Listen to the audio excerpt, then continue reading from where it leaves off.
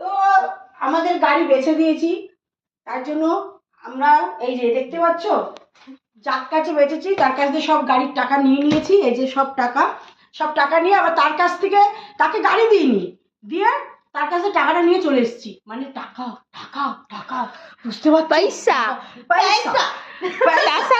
তো সেই গাড়ি নিয়ে এখন আমরা বেরোবো, তাকে ঠকিয়ে টাকা নিয়ে গাড়িটাও নিয়ে চলে এসেছি, বুঝেছো? গাড়িতে চড়ে এখন আমরা গাড়ি করে বেরোবো, ঘুরতে বেরোবো। তো বুঝতে পেরেছো, খুঁজবি টাকাগুলো নিয়ে জমিয়ে রাখি। হ্যাঁ, তাদের আর দেবো না। আমার টাকা ও ওর টাকা, হ্যাঁ মা বাবার জিনিস তো ওরই হয় না, তো ওরই টাকা। যাই হোক, যাকে গাড়ি বেচেছি টাকাও দিয়ে দিয়েছে। এবার বলবে জীবনে টাকা দেখুনি বলে এরকম করছে। এই টাকা পয়সা প্রত্যেকদিন দেখি পয়সা, গানটা তো পারি না, ওই পয়সা পয়সাই করে যাবো, ঠিক আছে?